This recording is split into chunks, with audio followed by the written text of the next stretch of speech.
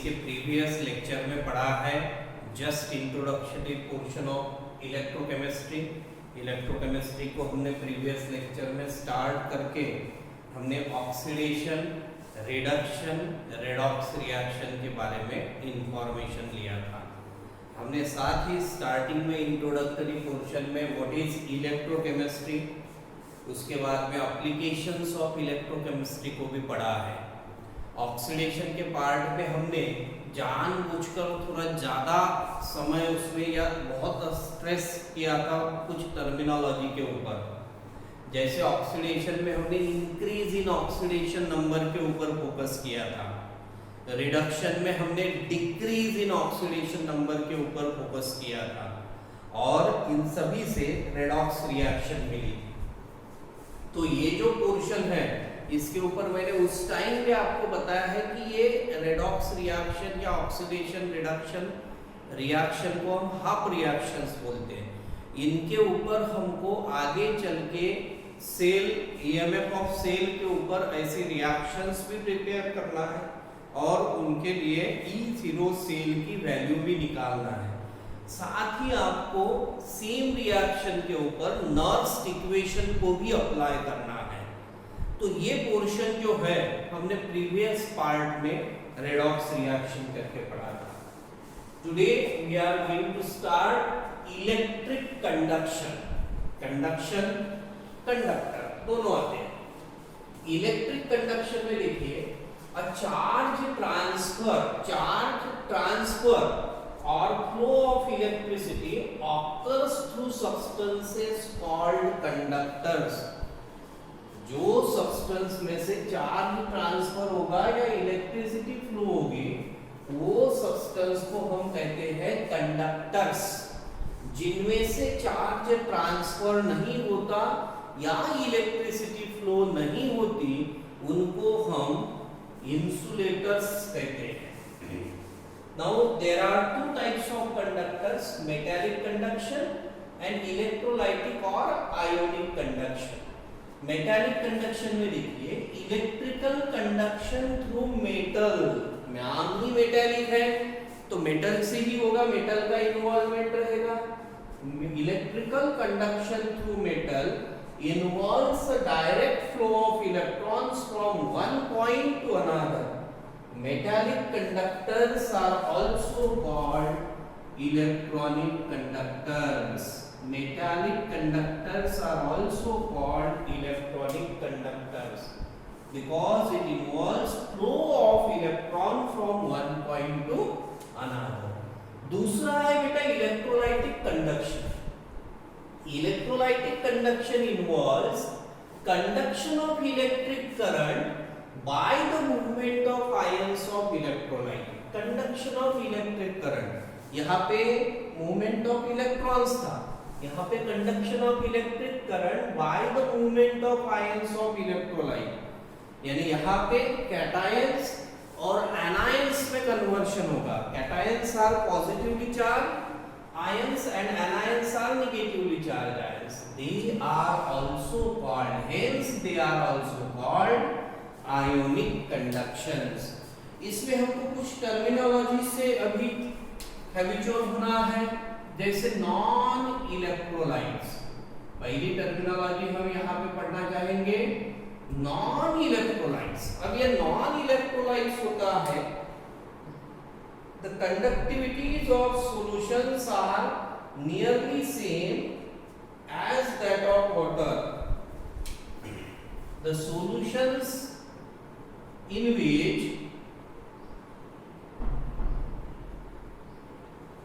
conductivities are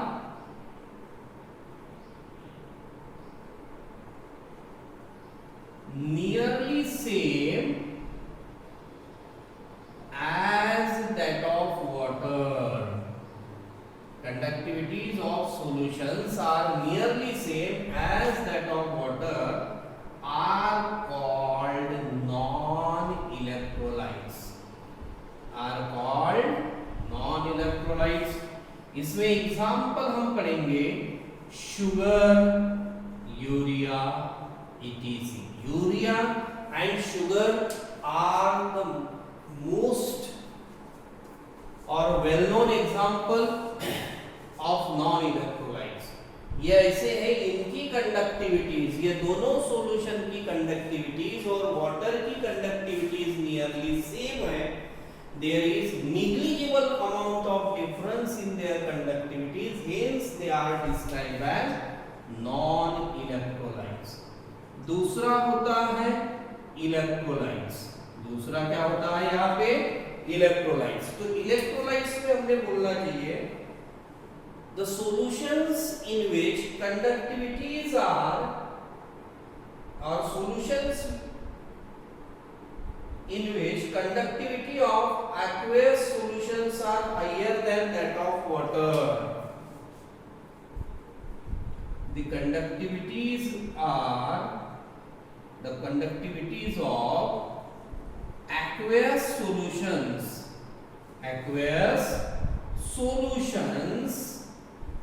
are higher than that of water. Higher than that of water are called electrolytes। यानी water से ज्यादा है तभी तो बेटा कैटायंस और एनायंस प्रोड्यूस होंगे कि नहीं होंगे। और यहाँ पे आपको ध्यान रखना है पोटेशियम क्लोराइड यानी KCl, acetic acid, sodium hydroxide, KCl, sodium hydroxide, acetic acid are the examples of electrolytes. तो हमने क्या पढ़ा है बेटा? इलेक्ट्रिक कंडक्शन के दो part, metallic conduction, electrolytic conduction. Metallic conduction में flow of electron from one point to another point involve होता है, इन्वॉल्वमेंट होती है। मेटालिक कंडक्शन को हम इलेक्ट्रॉनिक कंडक्टर्स कहते हैं। इलेक्ट्रोलाइटिक कंडक्शन में फ्लो ऑफ आयंस होता है या माइग्रेशन, मूवमेंट ऑफ आयंस होता है। माइग्रेशन यानी movement, they are also called ionic conduction. फिर हमने इसमें नॉन इलेक्ट्रोलाइट्स और इलेक्ट्रोलाइट्स पढ़ा है। नॉन इलेक्ट्रोलाइट्स में हमने the solutions in which conductivities are nearly same as that of water are called non-electrolyte। example sugar, urea। electrolytes में हमने पढ़ा है the conductivities of aqueous solutions are higher than that of water are called electrolytes। तो इसमें KCl, NaOH, CH3CO3 जैसे substance हमने लिए हैं। आपको यहाँ पे ये पार्ट जो है, ये पार्ट अभी लिख लेना है या पॉज करके या स्क्रीनशॉट ले लो। तो इसका स्क्रीनशॉट ले लो बेटा। Now it is more clear. जल्दी से। तो अभी हमने स्ट्रॉन्ग इलेक्ट्रोलाइट्स और वीक इलेक्ट्रोलाइट्स पढ़ा है। Now on the basis of high और लो कंडक्टिविटीज जो हमने स्ट्रॉन्ग इलेक्ट्रोलाइट पढ़ा है, so on the basis of high और लो conductivities electrolytes are classified as follows। conductivities, electrolytes are classified as follows। तो इसको हम दो सब पार्ट में क्लासिफाई करेंगे जो बेहद इंपॉर्टेंट है। स्ट्रॉन्ग इलेक्ट्रोलाइट्स और दूसरा पार्ट होता है बेटा वीक इलेक्ट्रोलाइट्स। स्ट्रॉन्ग इलेक्ट्रोलाइट्स और दूसरा पार्ट होता है वीक इलेक्ट्रोलाइट। तो सबसे पहले पार्ट के ऊपर हम फोकस करेंगे स्ट्रॉन्ग इलेक्ट्रोलाइट्स। स्ट्रॉन्ग इलेक्ट्रोलाइट्स यानी क्या होता है?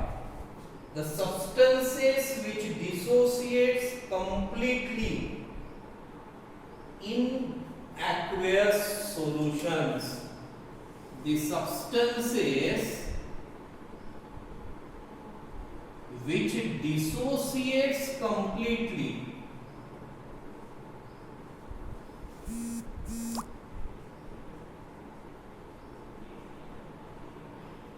in aqueous solutions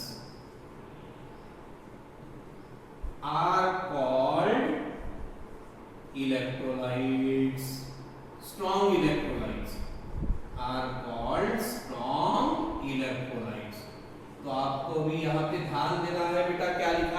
the substances which dissociates completely in aqueous solutions are called strong electrolytes. The substances which dissociates completely in aqueous solutions are called strong electrolytes.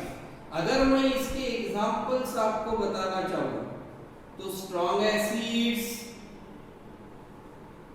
strong bases are the examples of strong electrolytes. Strong acid भी है, strong bases भी है. अब यहाँ पे हमको ionic salts भी हम ले सकते हैं. वीक इलेक्ट्रोलाइट्स की तरफ हमको अभी ध्यान देना होगा. स्ट्रॉन्ग इलेक्ट्रोलाइट्स के बाद में दूसरा पार्ट होता है वीक इलेक्ट्रोलाइट्स. तो वीक इलेक्ट्रोलाइट्स में हमको ये ध्यान देना है द सब्सटेंसेस, यहाँ पे हमने लिखा था which dissociates completely in aqueous solution. The substances which dissociates to a very small extent. यहाँ पे क्या लिखेंगे हम? The substances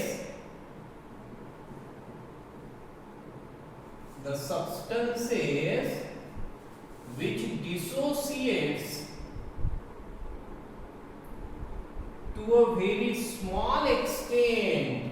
To a very small extent in their aqueous solutions.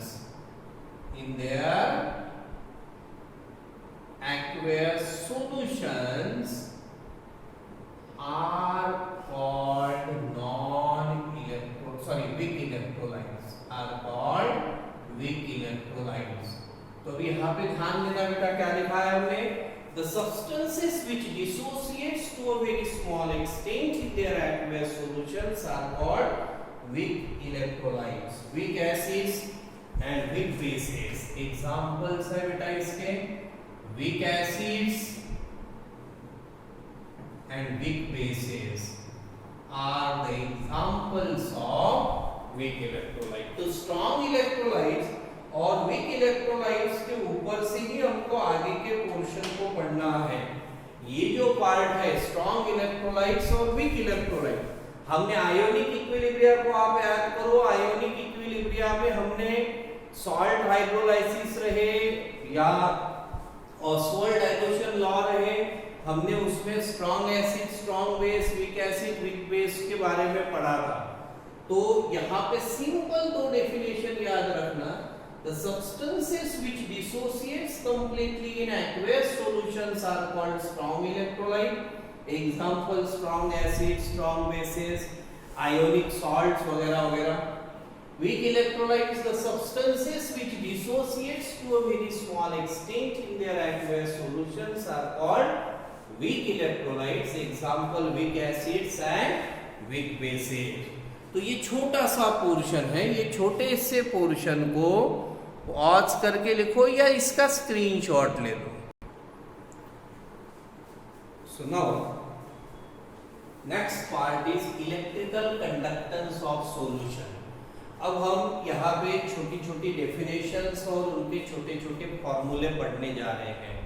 ये फॉर्मूले ओहम्स लॉ से रिलेटेड है. तो सबसे पहला हमको पढ़ना है electrical resistance.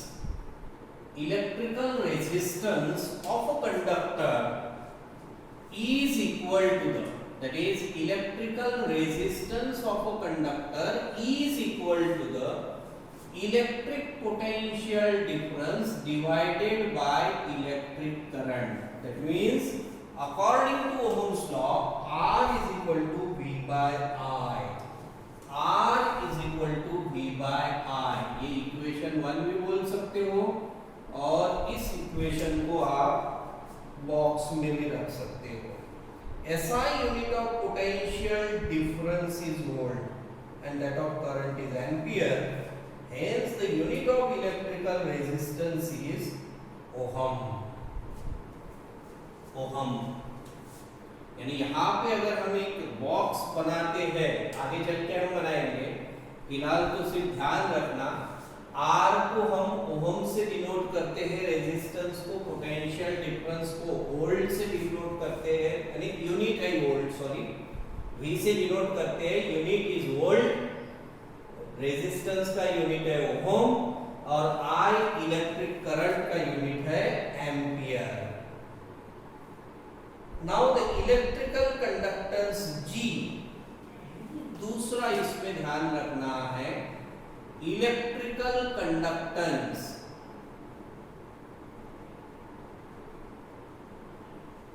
Electrical conductance of a solution is reciprocal of resistance. Solution is reciprocal of resistance. अब बेटा यहाँ पे reciprocal of resistance जब हम बात करते हैं तो G is equal to 1 by R याद रखना, G is equal to 1 by R, ये फॉर्मूला आपको याद रखना पड़ेगा। भले ही मैंने टर्मिनोलॉजी के मीनिंग आपको नहीं दिए हैं, फिर भी आपको ध्यान रखना है ये। यहाँ पे जैसा ये फॉर्मूला है, अब हम इक्वेशन 1 2 नहीं लिखेंगे, सिंगल फॉर्मूला है, इसलिए यहाँ पे आपको बता देता हूँ, वेयर R माने रेजिस्टेंस, R का मतलब क्या है बेटा, रेजिस्टेंस, V का मतलब पोटेंशियल डिफरेंस, V का मतलब है पोटेंशियल डिफरेंस, I का मतलब है करंट, I मींस करंट। अब G is equal to 1 by R में हम क्या करेंगे, फिर से where G is equal to electrical conductance, electrical conductance, और R का मतलब resistance. So electrical conductance G of a solution is reciprocal of resistance. SI unit of G is siemens, तो कंडक्टेंस का यूनिट जो है वो साइमन है, यहां पे ध्यान रखना। SI unit of G is Simon, इसको आप S से डिनोट करते हो या ओहम इनवर्स भी कह सकते हो, और ओहम इनवर्स, ये आपको याद रखना है। अब इसके बाद में होता है तीसरा, the electrical resistance of a conductor is proportional to, यहाँ पे हमको थोड़ा सा छोटा सा एक ध्यान रखना है, the electrical resistance of a conductor, electrical resistance of a conductor, electrical resistance of a conductor is proportional to length, is proportional to length and inversely proportional to, directly proportional, it's proportional to length and directly proportional to length and inversely proportional to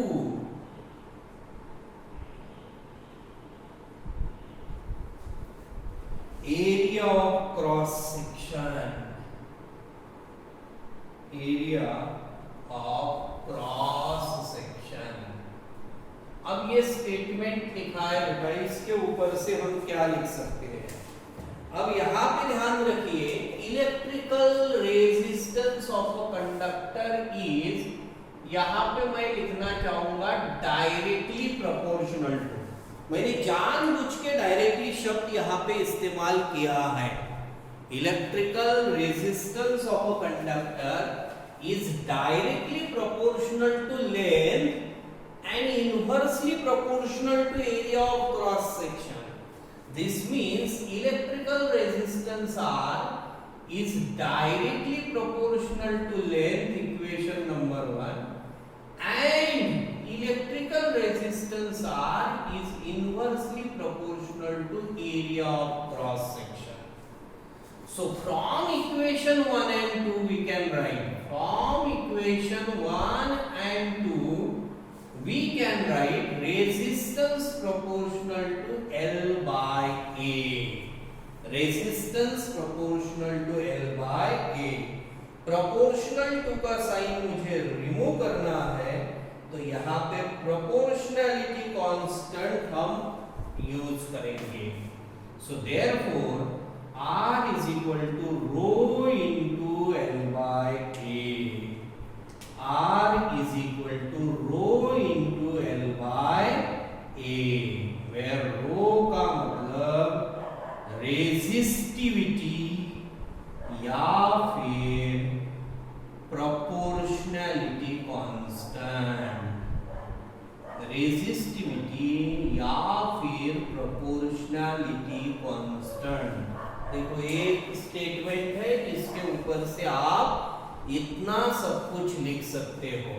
यहाँ पे हमने लिखा है electrical resistance of a conductor is directly proportional to length, directly proportional to length and inversely proportional to area of cross section.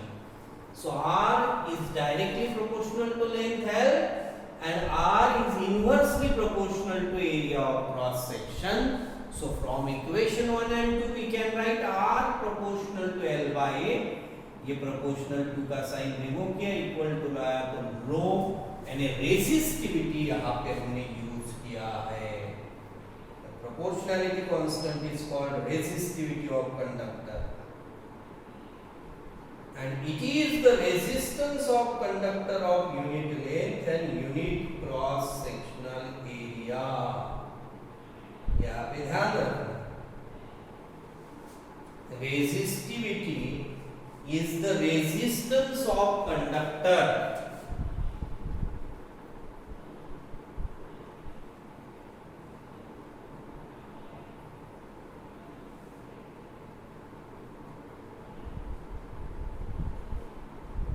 यहाँ पे ऊपर वाला formula अगर आप ध्यान रखते हो R is equal to rho into L by A, तो उसके ऊपर से पता चलता है resistivity is the resistance of conductor of unit length and unit cross sectional area. Of unit length and unit cross sectional area. Resistivity is the resistance of conductor of unit length and unit cross sectional area. तो आप लोगों को फिर से इस part को अच्छे से समझ के रिवाइज करके लिखना है. फिर से एक बार मैं शॉर्ट में बता देना चाहूंगा. Electrical resistance of a conductor is equal to the electric potential difference divided by electric current. So R is equal to V by I, where R means resistance, V means potential difference and I means current. Electrical conductance of a solution is reciprocal of resistance, that is G is equal to 1 by R, where G is electrical conductance, R means resistance. The SI unit of G is Simon और ohm inverse. अब ये statement लिखा था जिसके ऊपर से आया है electrical resistance of conductor is directly proportional to length and inversely proportional to area of cross section. So R proportional to L and R is inversely proportional to area of cross section. From equation 1 and 2 R proportional to L by A, R is equal to rho into L by, where rho means resistivity or proportionality constant and resistivity is the resistance of conductor of unit length and unit area of cross section. तो बेटा इसका screenshot ले लो या फिर इसको pause करके लिख लो. Now the next part is conductivity. Conductivity को K से डिनोट करते हैं हम. कंडक्टिविटी को हम K से डिनोट करते हैं. यहाँ पे ध्यान रखना ये स्मॉल k से हमने डिनोट किया है. So conductivity is the electrical conductance of a conductor of unit length and unit area of cross section. Unit length and unit area of cross section. So here G and electrical conductance is directly proportional to area of cross section. G is directly proportional to area of cross section and inversely proportional to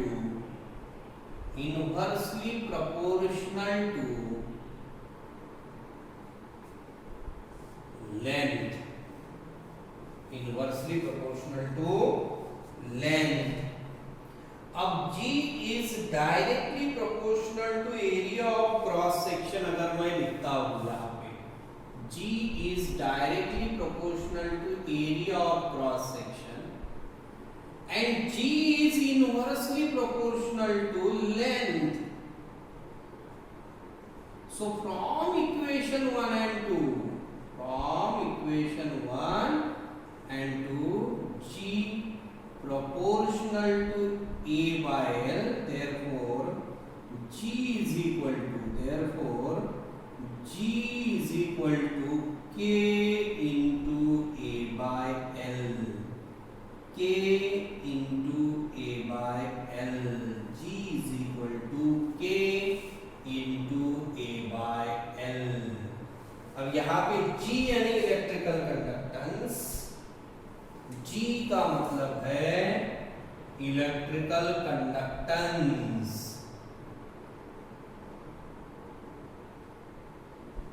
उसके बाद में K का मतलब है conductivity. K का मतलब है यहाँ पे कंडक्टिविटी। अब मुझे नहीं लगता है A और L का मतलब मैंने लिखना चाहिए। A यानी area of cross section, L यानी length. If proportionality constant K is called conductivity, J is equal to K. ये यहाँ पे A की वैल्यू 1 है। If A and L are at unity, if A and L are at unity, A and L are at unity, then G is equal to K. Then G is equal to K. देखो simple लिखा है बेटा। Definition हमने last में लिखना चाहिए, इसके ऊपर से पहले ही लिख दिया। Conductivity is the electrical conductance of a conductor of unit length and unit area of cross section. Unit length and unit area of cross section. इसमें अपने छोटा स्टेटमेंट लिखा है, electrical conductance G is directly proportional to area of cross section and inversely proportional to length. So G directly proportional to A and G is inversely proportional to length. So from equation 1 and 2 we can write G proportional to A by L. G is equal to K into A by L, where G means electrical conductance, K means conductivity, and if A and L, area of cross section and length are at unity, यानी जिसकी value A की भी 1 है, L की भी 1 है, then G is equal to K, that is electrical conductance is equal to conductivity. अब आगे देखिए, अब बेटा देखिए यहाँ पे मैंने अभी यूनिट ऑफ इलेक्ट्रोलाइटिक कंडक्टिविटी, हालांकि मैंने यूनिट के बारे में जानबूझ के प्रीवियस पार्ट में ज्यादा डिस्कशन अवॉइड किया है। अब इसके ऊपर से आपको ये एडिशनल मोलार कंडक्टिविटी ही दिया है, बाकी सब पड़े हैं।